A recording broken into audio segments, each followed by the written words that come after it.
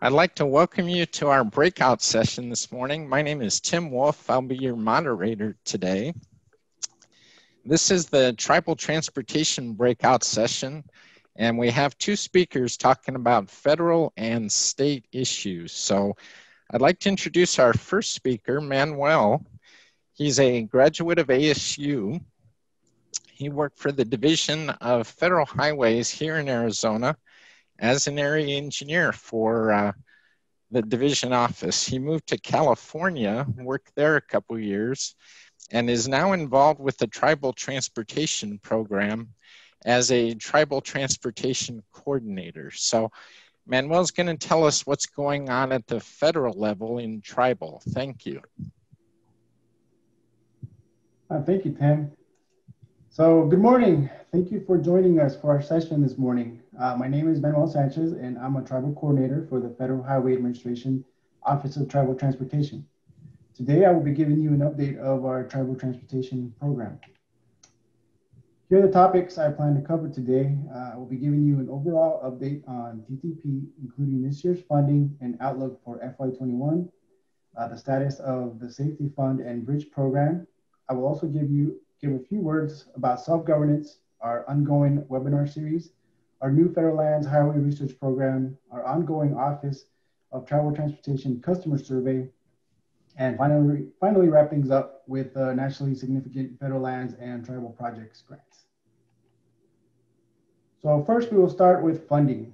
Nothing really new to report here. The money is out, and that the end of the fiscal year is fast approaching in a few days on September 30th.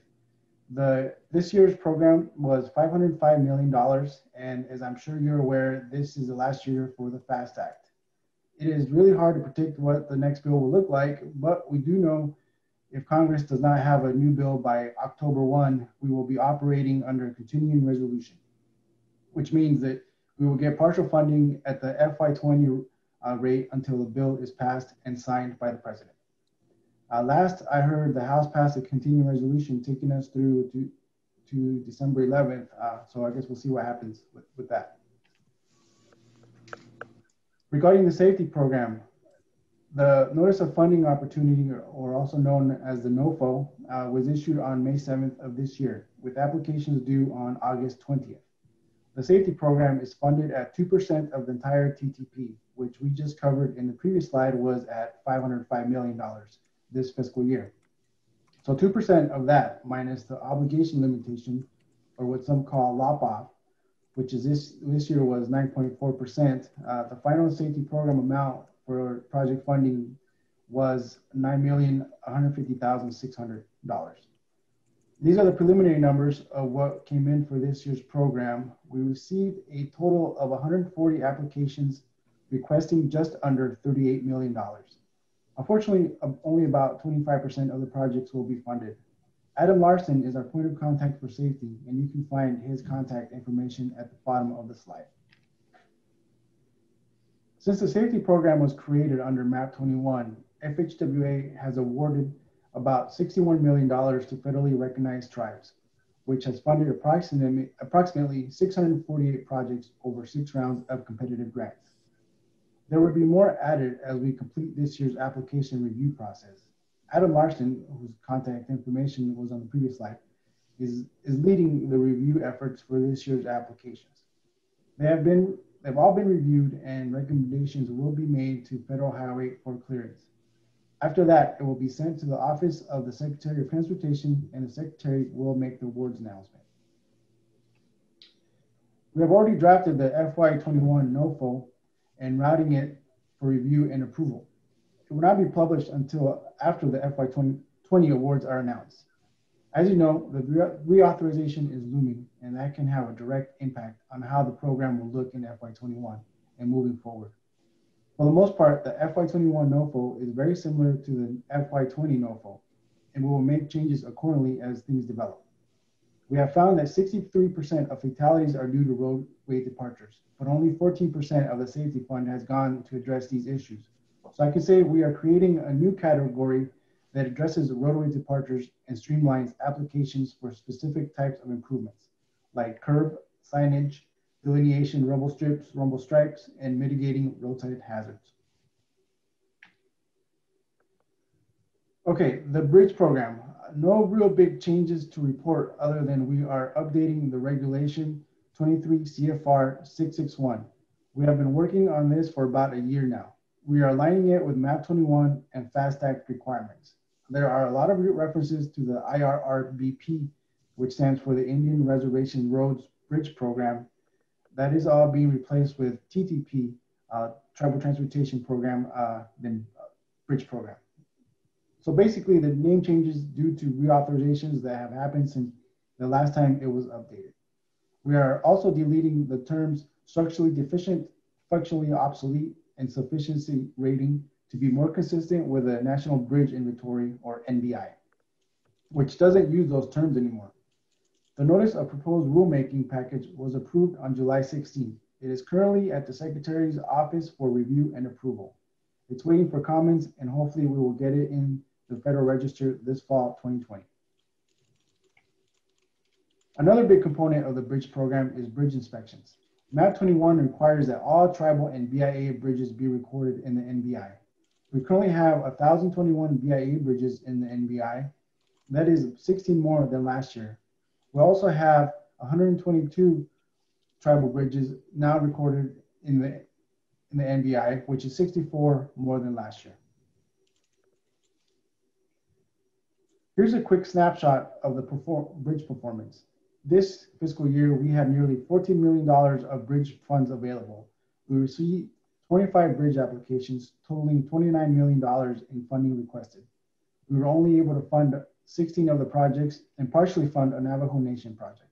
This left 9 projects for a total of $15.3 million of unfunded projects, which will be rolled over into the next FY21 queue. Next, I will talk about self-governance. The final rule was published by the DOT on June 1, which establishes the U.S. DOT Self-Governance Program. This program establishes the framework for the U.S. DOT and tribal nations to work collaboratively to improve transportation infrastructure. This is the result of a successful multi-year rulemaking process between representatives from tribes, the DOT, and the Department of Interior. The rule is scheduled to go into effect a week from today on October 1st. The rule accomplishes a lot of things, one of them being the unique government-to-government relationship we have between tribes and federal government. It will streamline the distribution of transportation funds, including grant awards to tribes. Additionally, it will provide participating tribes great autonomy in delivering their respective transportation programs, and that is an enhanced ability to determine internal priorities, redesign their programs, and reallocate resources to more effectively and efficiently deliver the transportation programs. Milo Booth, Director of Tribal Affairs, will manage the program. His contact information is provided below. Please reach out to him with any questions you may have in regards to self-governance. In response to the ongoing pandemic, and in an effort to continue providing tribes technical assistance, this past spring we developed a webinar series given weekly on Wednesdays. Luckily, we live in a day and age where technology lends itself to this sort of thing, much like we're doing here today. We started with 7 topics on April 8th and quickly expanded to 10. Here you can see the recordings available on our website. The response has been overwhelmingly positive, with webinar poll results showing 94% of participants stating they would like to see more. Consequently, we are gearing up for a webinar series in the fall. On September 16th, we kicked off a new series of webinars. These are scheduled to occur monthly, with the next one scheduled for October 21st, which coincidentally, I will be presenting with Misty Klon, our OTT planner, OTT Office of Tribal Transportation. Here you can see the preliminary schedule for the rest of the planned webinars. Please watch out for the notices or visit our website for updates. We're currently working out the details for one in February at least. I'm sure there will be many more. Just a quick plug, we have a listserv now. If you are signed up, you will get periodic webinar reminders and updates. If not, I highly encourage you to sign up, but I will have more information on that later. Now to more new stuff, the Federal Lands Highway Research Program.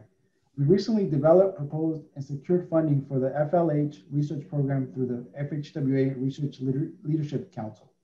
We selected 11 research projects and invested about $4.3 million in FHWA research funds. Of the 11 selected projects, four were tribal projects for a total of $800,000. One is related to planning and exploring its applicability to tribal communities. I'm also part of this project. Another is related to NEPA, the Vulnerability Assessment and Adaptation Framework to tribal communities. And finally, two related to ice roads. First, the ice road establishment and management and the trail and shelter protocol standards. I'm excited for these projects. If you want to get involved, I encourage you to do so. We're looking for tribal members, especially to assist in the research projects as subject matter experts.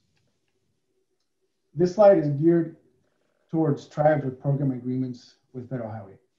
In a continued effort to improve our customer service, we currently have a survey available which was sent to our points of contact at the tribes.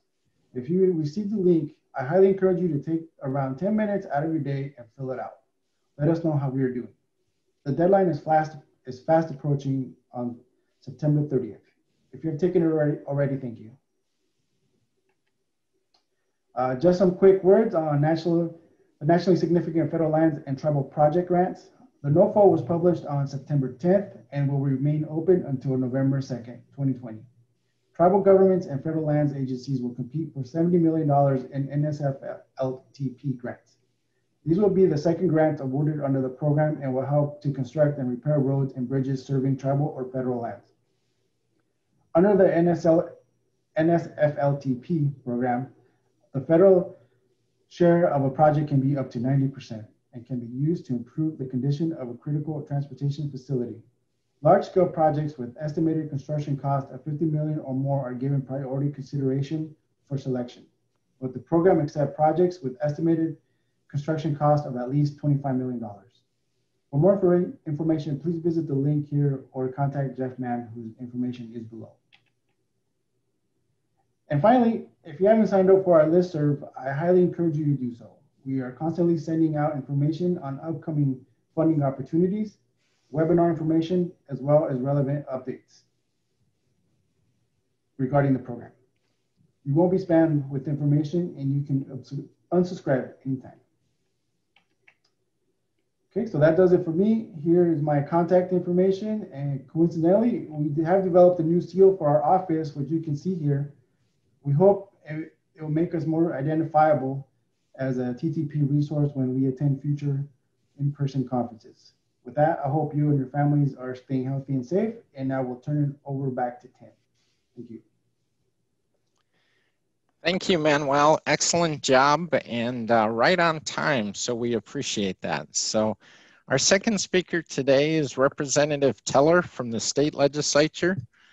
He graduated from Emory-Riddle, worked in the airport industry for a number of years, provided a number of infrastructure improvements for airports throughout Arizona. So he joined the Navajo Division of Transportation as the airport manager there, eventually as deputy director. And now he's District 7's state legislator representative. So we want to welcome Representative Teller. Good day, everyone. Representative Teller.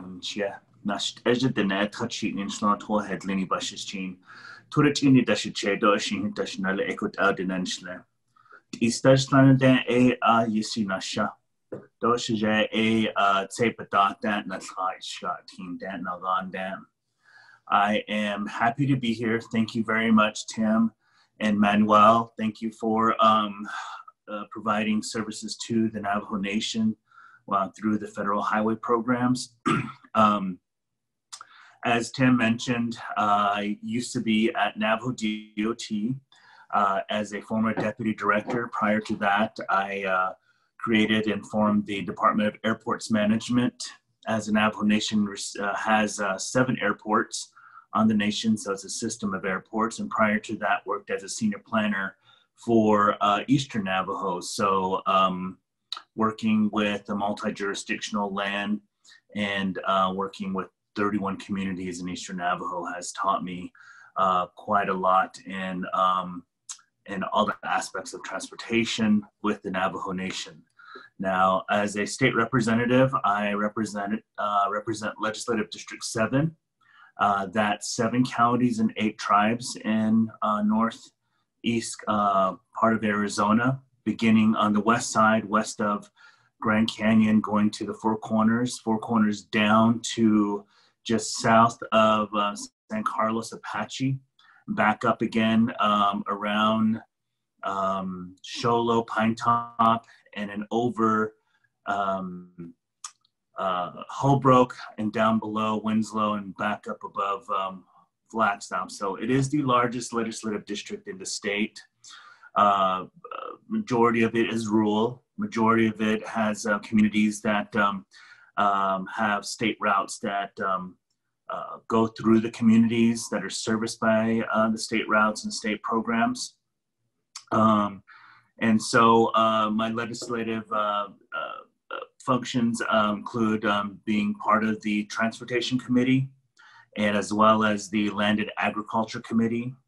I'm active as a co-chair of the Aerospace Aviation Caucus, as well as the vice chair for the Indigenous Peoples Caucus. And as a former state transportation board member, I utilize my relationship and partnerships with communities and COGs and NPOs throughout the state, as well as working closely with professional organizations throughout the state and the nation. My effort has been to work closely with ADOT and the leadership in ADOT in addressing some of the deficiencies throughout the state, particularly in Northern Arizona, and as well as the Aviation Fund Program. My effort in addressing the Aviation Fund Program was acted upon by the governor, working bipartisanly with my colleagues on the other side. We were able to appropriate $10 million last year for the Aviation Improvement Program, which covers not just tribal airports, but all of the airports within the state of Arizona. I know 10 million is not enough, but upcoming session, I do plan on dropping another bill that would supplement the Aviation Fund Program. Other issues and concerns that I have been addressing, I'm currently here in the city of Page. I've been working really closely with the Page leadership, the mayor, the council, the town manager, and the directors on addressing transportation issues that that need to be reviewed and discussed with the ADOT management. As we know, as if you don't know, the city of Page welcomes visitors from all over the world,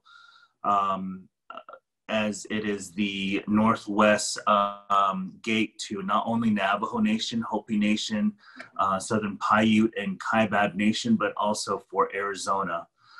We have multi-million-dollar yachts, basically houseboats, sitting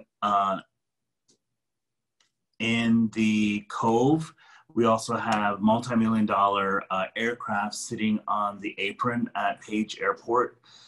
We see an increase in traffic in the city of Page, and Page is reflective of what we need to address throughout rural Arizona. The city of Springerville also has an increase in data as community members throughout the Southwest are going to the mountains in White Mountain region, and Greer and Springerville is part of that route. So throughout the state of Arizona, I've been receiving concerns and comments regarding the infrastructure.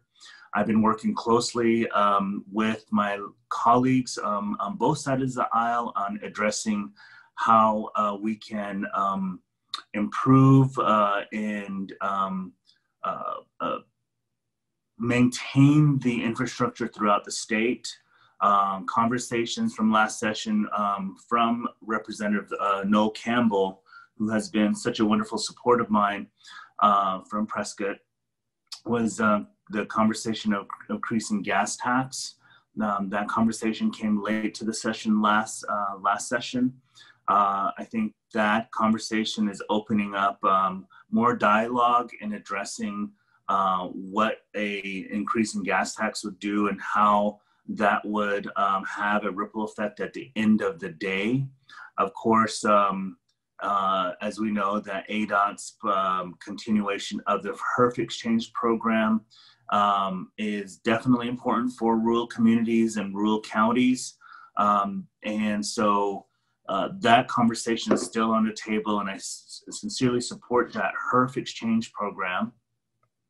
Although I'm reading reports here that the maintenance and operation funding was reduced, that has a critical impact to communities throughout rural Arizona. If the operation and maintenance funding has been reduced due to ADOT's cash balance, that really impacts the department's flexibility and financing capability, capacity. So what does that mean? At the end of the day, the limitations to ADOT's financing capacity really reduces the pursuit for future federal funds. So those conversations will be part of a discussion I plan on having with the leadership at ADOT. As I said, I work really well with them. Mr. Halakowski and his team have been nothing but forthright.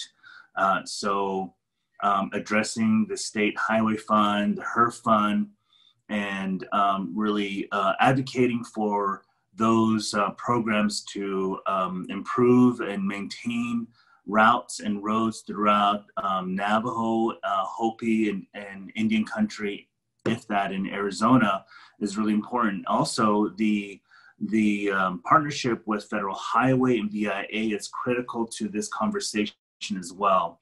So at the end of the day, my effort is to continue advocating for rural and tribal Arizonans, their roadways and services, but keep in mind that the coordination and collaboration between BIA, ADOT, Federal Highway, the counties, the tribes, as well as the local and the state specialty firms, civil engineering firms, they all are part of the conversation, and we mustn't forget the main component to that conversation is listening and addressing the concerns of the constituents.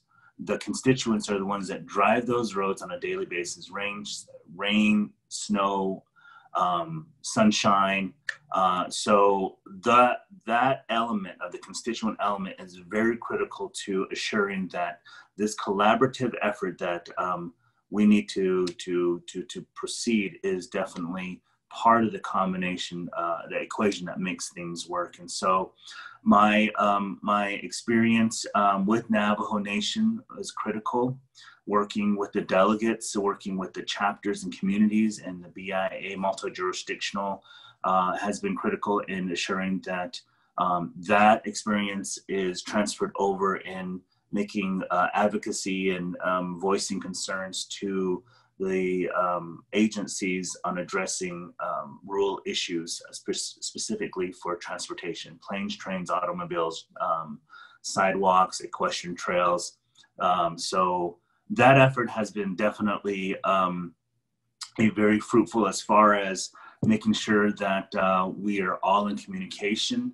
And so I working closely with the State Transportation Board, Mr. Jesse Thompson has been really vocal in continuing the rural conversations, making sure that our voices are heard, regardless of if we're in Maricopa County, but in the other additional 15 counties is important. And so my hat's off to ADOT, Federal Highway, BIA, and the counties, particularly during this pandemic time. And remember to be safe, mask up, sanitize, wash your hands frequently. And thank you very much for this opportunity. Thank you, Orlando. We appreciate the input there and some of your experience. So if anyone has any questions, please feel free to enter those questions at this point, and we'll pass those along to both Manuel and Orlando. So I have a couple of them here to get us started. Representative Teller, you've been on both the State Transportation Board and the state legislature. We have quite a few tribal representatives listening in. Can you pass along to them recommendations for how to give their input into the transportation process and the funding process? The tribal transportation process, the TTIP, or the state DOT process? Both. Any of the funding opportunities that are made available to tribes. That's a fantastic question. Thank you.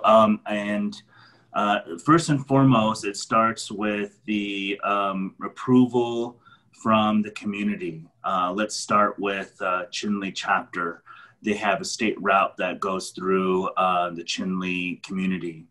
In order for the improvements to be considered, local governance needs to be applied. So a resolution from the chapter requesting services to from ADOT, let's say it's a roundabout, and then getting Navajo, the local transportation agency involved.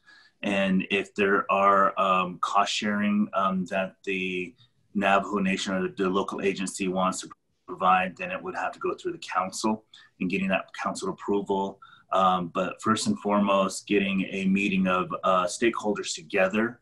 Let's say it's, again, Chinle chapter, bringing in Navajo DOT, bringing in BIA, and bringing in ADOT. And definitely keeping the ADOT board member abreast of the conversation. I honestly would invite Jesse Thompson to the meeting, as well as the county supervisor. Again, I think this element of meeting and bringing people together is part of the transportation community-based transportation planning, where the communities are the ones that are making are helping the planning. When the communities are part of the planning effort for that transportation element that they want to improve or modify in some fashion, they become the vested interest. They are starting to begin that vestedness into that improvement. And I think that's really key in making sure that the community are part of the decision making, from cradle to the very end of the project. And that also includes community getting involved with a letter writing campaign or lobbying their local leadership to make sure that their voices are heard. That's really key.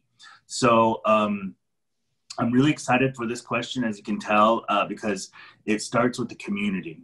And then a group of folks will then start putting together meetings with these stakeholders. So be it on Navajo, Hopi, White Mountain, or even Tohono O'odham, at least, we have that communication going. And once you start that communication, the stakeholders will then go back and start plugging that into their work discussions and reports. The moment they hear there's a concern, when I say they, I mean ADOT, BIA, county, federal highway, you planted a bug in their ear, and that constant meeting and constant updates of progress is really important. Again, what I encourage the communities to do is putting, as you say, some teeth in the game. Putting in kind activities. If the community wants to put in a certain amount of dollars to show that they are vested into this process, that is really important too. It doesn't have to be exorbitant. It can be however the community can put up. But that's really important, because that says to the service, to the agency, that, hey, you know what?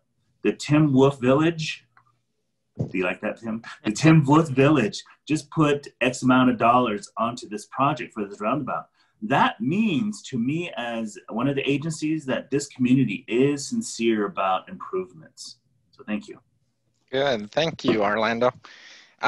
Manuel, the next question. Some of the tribes in Arizona have started to pursue some of the other opportunities for administering projects such as Department of Interior self-governance or the Federal Highway Program Agreement approach. And now you mentioned most recently, which will start here next month, the US DOT version of self-governance as well. So for tribes that are pursuing those options, what would you recommend they do, and how do they start to look into that, and what would you recommend they do?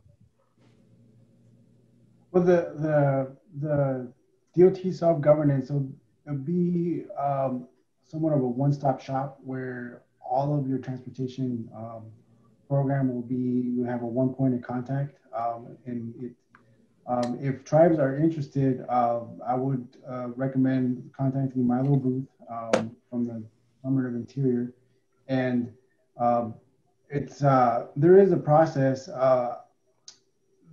I know that the tribes that have a program agreement with Federal Highway, it's just a matter of expressing interest and in the program.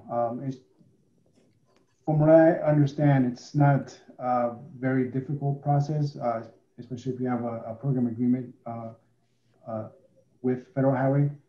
It's just a matter of expressing your interest and setting up the path forward with self-governance. I can't speak what the process would be for those that have the government-to-government agreements with Bureau of Indian Affairs. That's something I'm not familiar with myself. But as far as for us, it seems pretty seamless. Great, thank you. Orlando, we got a question here. You represent a pretty large area, being both the Navajo Nation when you were with the DOT and now as District 7 being a very large area. And the question is, what methods have been most effective in getting feedback from constituents? Given the large area you cover and largely rural in nature, I assume some of the typical public outreach methods are not real practical. Prior to the pandemic meeting, I would go out to meet with the community leadership and introduce myself and share with them my experience, particularly in transportation. And the conversations would begin with that. Now it's a bit different. Zoom has taken off. Zoom meetings have taken off like wildfire. And so my conversations are still available, are still open to community members. And I'm not limited to driving throughout the district. In fact, I have been doing that. Like I said, I'm here in Page. Tomorrow I'll be in north of Flagstaff. Actually, this afternoon I'll be north of Flagstaff. So meeting with community members throughout the district is critical to assure that each of the communities, their concerns are being addressed. And I can tell you that once I hear of a concern or I see a situation or something, I let the team at ADOT to know immediately through text. And they have been very responsive, as well as with the Navajo Nation, Navajo DOT with Mr. Silversmith and his team, been quite responsive. I'm reluctant to over-text the agencies as I don't want to be the kid who's calling wolf or the sky's falling. But I will definitely exercise in a effort to respect the response time for each of the agencies. So I also utilize social media. For an example, there's a lot of strange aircraft activity that's being reported throughout northern Arizona.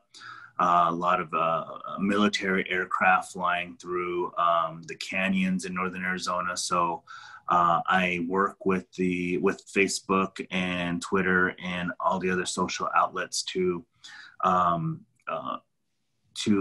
encourage the constituents to, if you will, if you see it, say it. If you see something, say something.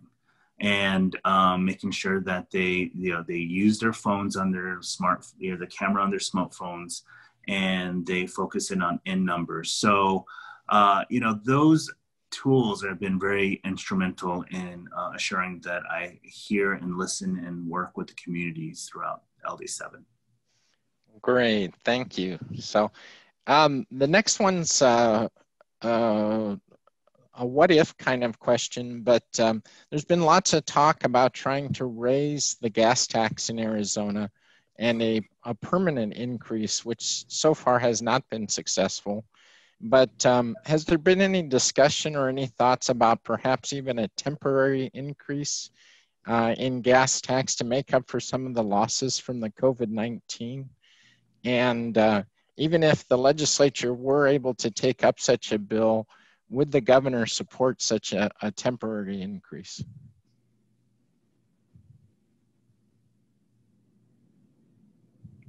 Is this to Manny or me? I think to you, Orlando. Manny, go ahead and answer that for me. Well, in Arizona, the gas tax haven't been part of the conversation as far as increasing for quite some time. And of course, the revenue is directly impacted by the gas tax, the diesel tax. And I am interested in bringing that conversation to the table. I am interested in seeing how each of the stakeholders will, how they will be affected by it. I know I'll be stepping on my grandparents, my grandmothers and grandfathers, and folks who are living on a strict budget, their toes. So there is going to be a fine line for me to walk gingerly on, because at the end of the day, a gas tax will definitely take away some of that disposable income that a lot of folks in my district may not have. But at the same time, we do need to improve the aging infrastructure throughout the state. I'm not just talking about roads, I'm talking about bridges as well. I'm talking about the HERF funding that goes through the county as that funding is limited as well. So this conversation does have deep ripple effects throughout the state, throughout the, it doesn't matter the jurisdiction. Once we start imposing additional funding, a gas tax, we are going to have a lot of distressed constituents that have limits to their budget, and that's a concern to me. But at the same time, you drive on some of these routes, and yes, the agencies are doing their very best in maintaining them, but they're probably 40 to 50 years old, so a lot older than I am. And those conversations needs to be open and public, so that the community knows that this this consideration is transparent.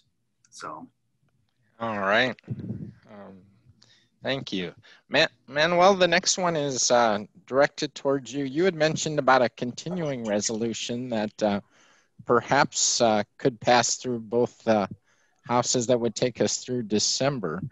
From a tribal perspective, what are the impacts on the programs for continuing resolutions? And are you hearing anything about any changes or potential impacts to the tribal programs? Through a continuing resolution, we would continue at the FY20 rates. So that would be, say for example, the December 11th date, it's it'll be what, 60, 72 days, maybe off a few days there. But the amount of funding the tribe will receive will be prorated at 72 365th days, 72 365ths of the 505 million that was received in FY20. So the impact for tribes is those that are, planning their programs, their transportation programs, and their construction programs as a direct impact. They don't get their funding, the total year's funding. So they have to plan accordingly, and so a lot of coordination goes in with what projects get delivered, what gets delayed, especially in the Southwest. I guess you could say maybe in the Midwest and other places where they go into winter shutdown, they're able to kind of weather that a little better. But here, where our construction season is basically year round, that's a direct impact. As far as the new funding bill, I really don't have any. There's rumors, but that's. I try not to. I try not to say too much because it could change, and so I guess it's one of those. We'll wait and see what gets proposed and passed and signed by the president. But as far as impacts, that's the biggest and most direct impact that tribes weather during continuing resolutions. All right. It looks like that's all the questions we've received so far. We have about 3 minutes or 4 minutes at most here before we wrap up. Any concluding remarks from either of you? Yes, yeah. I do. We've been talking about roads and transportation streets and working and coordinating with ADOT and Federal Highway and BIA. What is really critical for the listeners and viewers, particularly in tribal and rural Arizona and tribal lands throughout, that it is critical that we encourage ourselves and our family and our community to register in the census. It takes 10 minutes that will affect the next 10 years. And it's critical that this census, that we enroll in the census so that we are counted for that particular region in the state. And these funding, such as federal highway funding considerations, will be reflected upon that census. Not just federal highway, but other federal programs throughout the nation. So 10 minutes for 10 years. And it's critical that we encourage our family and friends, our community to get on board and get counted. Thank you. A great message. Thank you. And with that, Manuel, I think that Representative Teller yields the remainder of his time to you. Any last remarks for yourself? I appreciate it. Thank you. I just wanted to thank the opportunity to be here. And I know this is not the most ideal situation, but thankfully we have the technology nowadays where we can do this sort of thing, still keep going. So I appreciate the opportunity to give an update on the program. If you have any questions, please feel free to email me or call me. Just thank you, and please stay safe and healthy. With that, I would like to thank both of our guests, and we will conclude this breakout session. Thank you very much. Thank you.